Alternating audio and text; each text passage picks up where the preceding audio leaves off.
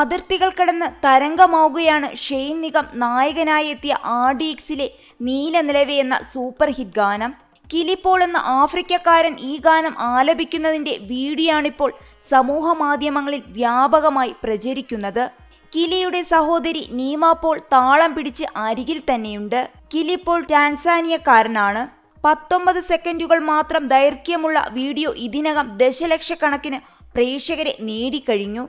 നീലനിലവയുടെ എഴുത്തുകാരൻ മനു മഞ്ജിത്ത് വീഡിയോ സമൂഹ മാധ്യമങ്ങളിൽ പങ്കുവച്ചിട്ടുണ്ട്.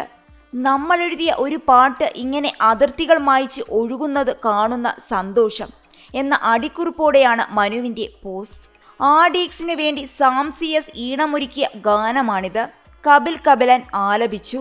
ഇൻസ്റ്റഗ്രാമിലൂടെ ഇന്ത്യൻ ഗാനങ്ങൾക്കനുസരിച്ച് ചുണ്ടുകൾ ചലിപ്പിച്ചും നൃത്തം ചെയ്തും വീഡിയോ ചെയ്യാറുണ്ട് കിലി പോളും നീമയും. ഇതിലൂടെ സമൂഹ മാധ്യമങ്ങളിൽ ദശലക്ഷക്കണക്കിന് ആരാധകരെ നേടിയ താരങ്ങളാണിവർ. ഇരുവരുടെയും അതിശയിപ്പിക്കും ഭാവപ്രകടനങ്ങളും ഊർജം നിറയ്ക്കുന്ന ചലനങ്ങളും ആരാധകർ കണ്ണെടുക്കാതെ കണ്ടിരിക്കാറുണ്ട്. കുട്ടിക്കാലം മുതൽ ഇന്ത്യൻ സിനിമകളുടെ കടുത്ത ആരാധകരായിരുന്നു കിലിയും നീമയും. പാട്ടും ഡാൻസുമായി ഇരുവരും എപ്പോഴും സമൂഹ മാധ്യമങ്ങളിൽ സജീവമാണ്.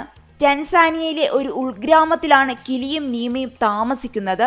കൃഷിയും പശു വളർത്തലും ഉപജീവന മാർഗമായി കണ്ടവർ.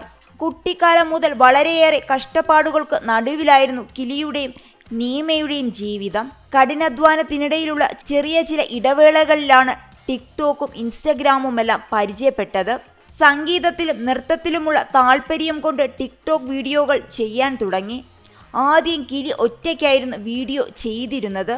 നീമയും ഒപ്പം കൂട്ടി. ഇന്ത്യൻ പാട്ടുകൾ ഇന്റർനെറ്റിന്റെ സഹായത്തോടെ മനസ്സിലാക്കിയ ശേഷം വീഡിയോകൾ ചെയ്യും. പാട്ടുകളുടെ വരികളും ഉച്ചാരണവുമെല്ലാം കിലിയും നീമയും പഠിക്കുന്നത് 2 മുതൽ 4 ദിവസം വരെ എടുത്താണ്. ഇന്ത്യക്കാർ തരുന്ന സ്നേഹത്തിനു മുമ്പിൽ തങ്ങളുടെ കഷ്ടപ്പാട് നിസ്സാരമായാണ് തോന്നുന്നതെന്ന് കിലി പോൾ പലതവണ പറഞ്ഞിട്ടുണ്ട്. 5.2 മില്യൺ ഫോളോവേഴ്സാണ് ഇവർക്ക് ഇൻസ്റ്റഗ്രാമിലുള്ളത്.